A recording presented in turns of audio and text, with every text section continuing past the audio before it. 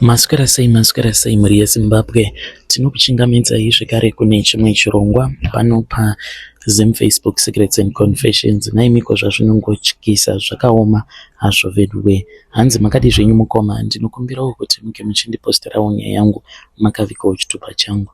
Ininiwo pandakauya muHarare ndainge ndichiri musikana wechidiki, uye zvekare ndakauya muHarare kuti ndinge ndichizoshanda as a maid. Saka ndakati ndauya kuzoshanda as a maid, pamba pandainge ndichigara ndichishanda, vanhu vepo vaita zvekutengesa madonuts, vaita zvekubika madonuts vachitengesa, uye zvekare vakazotanga kuita zvekuhodhesa mafrizits. Mafrizits awa vaienda vachinomahodha in bulk, then vobva vachizomatengesa kudzamara vakuita zvekutomagadzira. Mukomana secret iyi kai secret iyi muzoichengetedza, but zvinhu zvakadai zvinotoitika. Isu vamwe tiri mumabusinesses ndo zvinototiraramisa izvozvo. Hakuna munhu anorana business mukoma mupabata ipapo asina katsotso kaanenge ainako. Kana ukarana business ungori musvo usina chaunenge uinacho, vavengi vako vanoita pati newe, nekuti the moment yekuti wava kutanga kurana business, muroi wose uyo anenge akambokuedza kumashure uko achikukoniwa anobva awana mukana, nekuti zviri easy kukuroyera pazvinhu zvaunenge wakashandira pabhizinesi rako. Saka vanhu ava vandainge ndichishandira vakandidzidzisa zvidzidzo zvekuti hakuna munhu anongorana bhizinesi usinawo katsotso kako kaunenge uchishandisa. Ivo vainge vaine n'anga yavo. N'anga yavo iyi yavaishandisa yaiwanzokuuya ichizovabatsira after each and every 3 months n'anga iyi yainge ichiuya ichizovabatsira. Saka vaiti kana kuri kunzi n'anga iyi kana ikauya kuzovabatsira, vaibva vachizonditi neniwo ndaifanira kuti ndinge ndichizochenurwa. Kwedu kumusha tainge tiri vanhu vainge vachinamata tichienda kune imwe chechi yandisingachatauri hangu nezita. Asi mukomana She, ndainge ndava kutoita zvechivanhu, ndakagomisidzira ndava kutosvikirwa nemudzimu wasekuru vangu. Ndaiti ndiri kumusha in secret ndaitotanga kutosvuta bute rangu in secret pasina kana munhu anenge achitombozviziva kuti ndo zvandinenge ndichiita izvozvo. Saka ndakabva ndachizoroorwawo. Ndaroorwa mukoma namurume wangu, takagara ndikambobuda muHarare tikatanga kugara mumasvingo, because ndokwa ainge ava kushanda ikoko. Tichigara mumasvingo tikatangawo kabhizinesi kedu, zvinhu hazvina kufamba zvakanaka. Ndokubva ndachizoti tadzokera kuHarare nemurume wangu, ndakabva ndachizoenda ndikanoona madza vandainge ndichishandira, ndikavaudza kuti life yainge yakaoma zvisingaite, ende ndainge ndisingaziviwo kuti chatainge takatadzira Mwari chainge chimbori chii, because kunyange tainge tichirarama upenyu hwakanaka tichibatsirawo vanotambura, but Mwari vainge vakatifuratira. Saka akabva achizongondirangaridza mukadzi wayo kuti kuinga wani naiwe zvandakakuudza kuti hakuna bhizinesi raunorana usina mushonga kana kutiwo something chaunenge uchingoshandisa unobhuruka. Kuinga wani zvandakakuudza. Saka ndakabva ndachizoti zvino isusu toda kuti tinge tichizotanga bhizinesi. Nemurume wangu tainge tichida kutanga bhizinesi remaputi. Akabva nditi of course munokwanisa kutanga kuita bhizinesi remaputi, ende ndine vanhu vandinoziva vanogadzira magango aya emaputi, anogadzira maputi. Akabva ati komadii maita nemafrizits paside. Saka mafrizits mukoma ndainge ndisingade kuita zvemafrizits because painge paine zvinhu zvatainge tichiita pamakore awo andainge ndichivashandira. Mukomana She, taiwanzokuuraya huku 2. Kana tauraya huku idzodzo 2 kana kuti 3, taibva tachizosvinira ropa iroro tairisvinira muconcentrated juice inenge iri yered, paya patinenge tichida kuti tinge tichizogadzira mafrizit ered.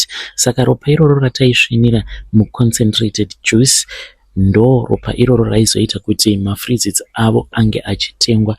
Vanhu vaitozviziva kuti kana kuri kunzi ukaenda kunohodha mafrizits kuna amai name hidden, kana wahodha mafrizits kwavari, mafrizits ako haatombogari, vanhu vanokasika kumatenga, unokwanisa kutohodha kana ruviri kana rutatu. Asi pane umwe mwana mukoma akazofa muraini mavo imomo. Mwana uyo ndakamutengesera Freezit because taiti kana macustomers ari mashoma, ino ndaitora cooler box ndobva ndaendawo pamusika kana kungoendawo pamwe painge pachitengesera vanhu. Handichatauri hangu because ndinotya kuti zvimwe kuda ndinozoita sekunge ndiri kufumura munhu pazvinhu zvake. Saka ndakamutengesera mwana uyu Freezit rered, and ndaitozviziva kutoti Freezit iroro rainge ritori neropa rehuku mukati. Mwana uyu akatora Freezit riya ndobva anwa zvake akaenda kumba kwavo. Saka mwana uyu akazotanga kurwara, ainge achingorutsa, akabva achizoenda kuchipatara, akafa musi wacho iwoyo. Asi zuva iroro rakafa mukomanashi, madam boss vangu vakandiudza kuti mumba mavo mainge maunzwa mari nechikwambo chavo. Zvinova izvo kuti upfumi hwavo, even though vainge vachiita zvose izvi, but vaizopota vachichekeresa vanhu vaya avo vanenge vari macustomers avo kutenga Freezit ravo. Then kana kuri kunzi inenge iri nguva yekuti vanenge vaine mhiko dzavanenge vachifanira kuti vange vachizadzikisa, kana midzimiwo yako isina kusimba, zvinhu zviya zvinokurova zvobva zvatokuuraya. Saka ndakabva ndachizopiwa mishonga mukoma. Mishonga yandakapiwa inosanganisira madota. Madota awa ndakangonzwa zvichinzi madota ezvitunha zvinopiswa kuMozambique. KuMozambique zvemabody parts, zvemahuman body parts zvakawandisa. Saka hanzi vanoti kana vakauraya munhu zviya vanongonomupisa musango obva vatora madota aya. Saka madota awa ininiwo ndinotongomapiwawo neumwe murume, ndiye anondipa madota iwawo. Tinoti paya kana maputi edu ari mugango, apo patinenge tava kuda kunomaburitsa ndipo patinobva tamwaya madota aya evafi. Izvi zvinokonzeresa kuti maputi edu ange achizofamba. Nemurume wangu takasvika pakutenga dzimba 10. Tine dzimba dzatakatenga kumasvingo, muGweru, uye zvekare nedzimba dzatakatenga muno muHarare. Tine motikari mukoma kuti pamba kana uchida kubuda unoita stress yekuti saka ndoshandisa motikari ipi, nekuda kwekuti motikari dzacho dzakawandisa. Dzimwe motikari dzedu mukoma nemawandiro adzakaita, murume wangu ndinozotomurangaridza kuti naiteti kuD4D yaFortuna iripi, ndipo anozototi let me check in the book, because pane vamwe vanokwanisa kungoya vongokumbira motikari kuti andikumbirawo motikari yangu mudhara soko ndinge ndichimboenda nayo kwakati. Then murume wangu kana kuri kunzi akamupa munhu uya depending kuti anenge achimutrusta sei, munhu uya anokwanisa kuenda otochovha nemotikari iyoyo kutokanganwa kuita kana gore rose achifamba nemotikari yedu. But nekuda kwekuti inini womukoma, inini handifariri kubatirwa zvinhu zvangu, ndinopota nichimurangaridza murume wangu kuti ko motikari zvadziri kuita kunge dzakashota. Tine humwe hupfumi hunoshamisa mukoma. Inini hangu kurudziro yangu ndeye kuti vanhu ngwarai, as long as usina kungwara haumbofi wakasimukira muupenyu, nekuti isusu vanhu vatema veganda dema takatongogara takatongopiwa kesi pamusoro peupenyu hwedu kuti unotongozvarwa uri murombo, uye zvekare mumadzinza munenge muine mazivano anenge akakuvenga zvokuti kana wava kuda kusimukira mazivano aya anouya obva akutsikirira futi pasi. Zvinotoda kutoshandisa brain. Kana mukasashandisa pfungwa hameno zvenyu munofa muri marombe ekupedzisira. Vanhu veshandisai pfungwa dzenyu, nekuti kana mukasashandisa pfungwa munofa muri marombe ekupedzisira. Urombwa, of course tinokwanisa kuti urombwa hwakaipa, but nai mukoma imimiwo futi mune problem. Makamboitawo interview here yekungoti munongoinvitawo vanhu vakaromba vakaita sesu tokuudzaiwo mabenefits. Inini nemurume wangu taiva vanhu vaitambura. Ini mukomanashi bhutsu yaipfekwa nemurume wangu yekuti kana achifamba vana vaikwanisa kumuseka yainge yakabhenda isinganzwisisiki kuti imhando ipi yebhutsu yaaikwanisa kupfeka kana 2-3 years. Murume wangu aipfeka kana zvipfeko zvemukati zvinenge zvakasefeka, kunyatsokuona kuti ichi chinhu ichi rava dhende, but muchinamata tichitoenda kuchechi tichitorumbidza Mwari takadaro. Pandakazoona kuti life haifi yakachinja nderimwe zuva apo patakati tiri muchechi, mukomanashi bhurugwa rangu randainge ndangoita zvekungosoneredza, because kana usina mari unogara uine mastress, unongogara uchingoondoroka nekuperezeka each and every day unochita ngori kutoluza kana 10 kg. Takati tiri muchechi kudaro, bhurugwa iro randainge ndakasoneredza ndakanzwa kuti shinda yainge yadambuka. Mukomana rakatanga kudzikira bhurugwa iroro richidonha, ndikazoita zvekutobata skate ndikabuda hangu muchechi. Ndakaenda mubathroom ndikachema ndikati, asi Mwari mumboriko here kudenga kana kuti hamuko? Izvi zvakaitika patainge tiri kumasvingo. Tainge tatangawo kabhizinesi kedu. Bhizinesi iroro mukoma, kunze kwekuti ringe richizova bhizinesi rekuti rinotisiyawo tava pane chimwewo chidanho, bhizinesi iroro rakatisiya tava mune zvimwe zvikwereti zvekuti ndakazotokwanisa kutobhadhara zvikwereti izvozvo mushure mekunge ndazoromba.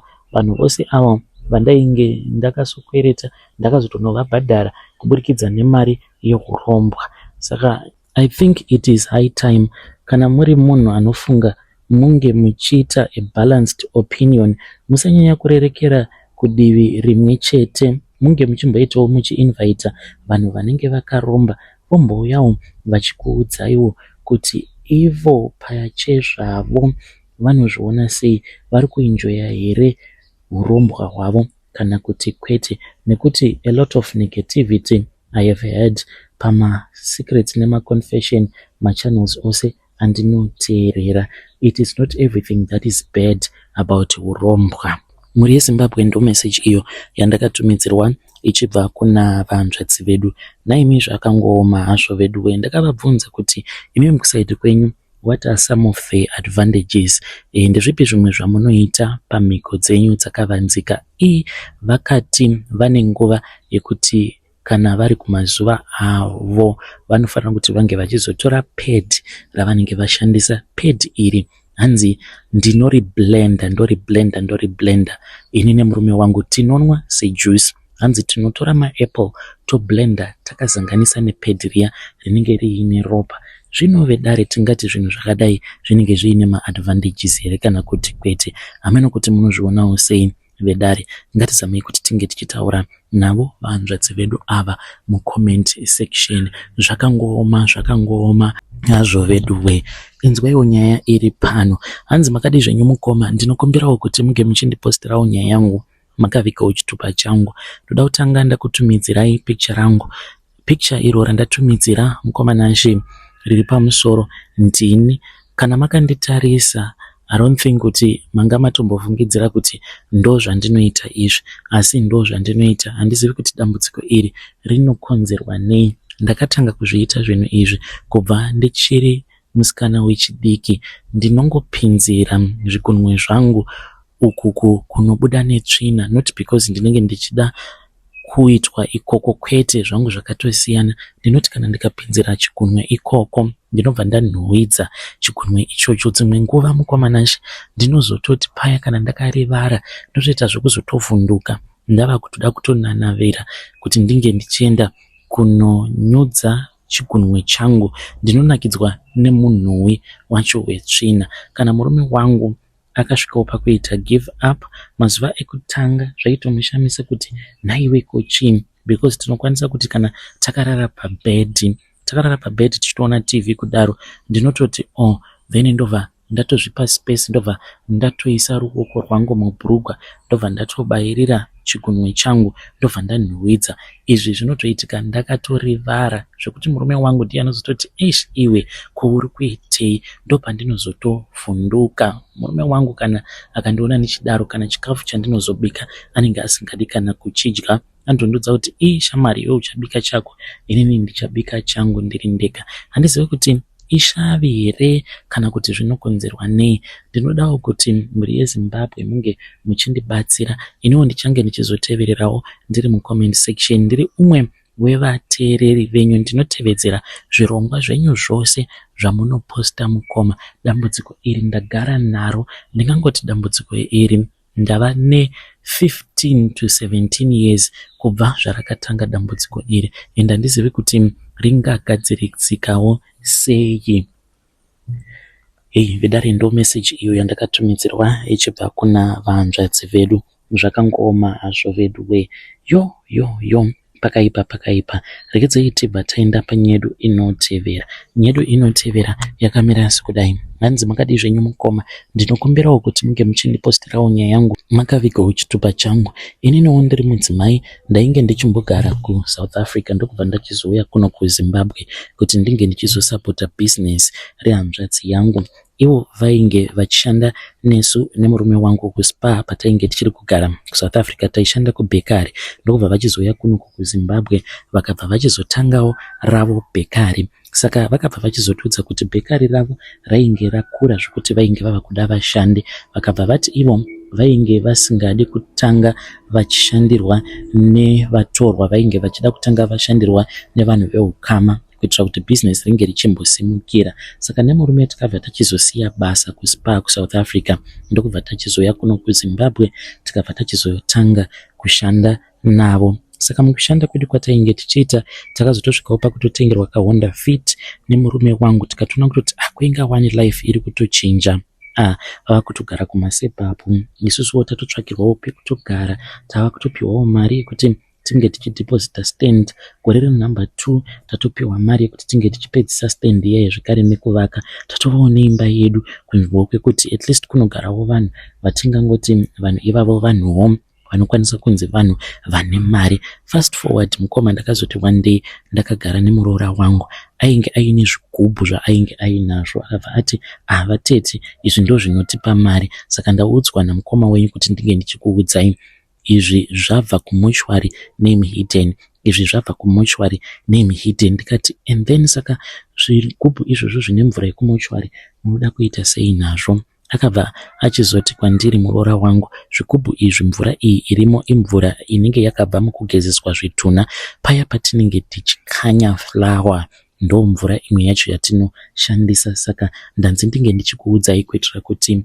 isusuwo patinenge tisipo, because ipapo vainge vachigadzirira kuenda kuvacation yavo yekuChina, vainge vaine mimwe mishini iyo yavainge vachida kuenda kunotenga kuChina. Saka they were going to leave me and my husband in control. Ndakashamisika mukomana chine zvandainge ndichiudzwa. Chakandinetsa ndechekuti ndakati ndichinoudza murume wangu, I thought kuti iye acharamba, but akabva atofonera hanzvadzi yangu akabva ati atsano, it's okay, tazvinzwisisa, tinokwanisa kuzviita, muchangotidzidzisa kuti zvinofambiswa sei. Iko zvinozvo murume wangu ndiye atova senior lecturer, anotoenda kumamochwari akatosiyana siyana achitotaura nevanhu vanoshanda mumamochwari. Dzimwe nguva anoita vekutaimira paya kana kuri kunzi kana vachaisa obva atongo offer munhu lift anenge achishanda pamochwari, then obva achizotongomuudza kuti ari kuda kumupaka business yekuti anopota achimupa mari iye achipiwa mvura idzodzo dzezvitunha. Saka ndo zvakasimudzira mabhekari ehanzvadzi yangu. Ava nemari, isuwo tava nemari. I feel so bad nekuda kwezvinhu zvatiri kuita, even though zviri zvinhu zvekutsvakisawo macustomers nazvo nekuzvisimudzira. Vedare ndo message iyo yandakatumidzirwa ichibva kuna vahanzvadzi vedu. Ngatisamei kuti tinge tichitaura navo vahanzvadzi vedu ava mucomment section. Zvakangooma hazvo vedu we. Let us try to speak with her in the comment section. Ngatisanganei zvekare mune zvimwe zvirongwa zvinotevera, uye zvekare ndine episode yanda uploada kuTrenza. You can go and watch that episode.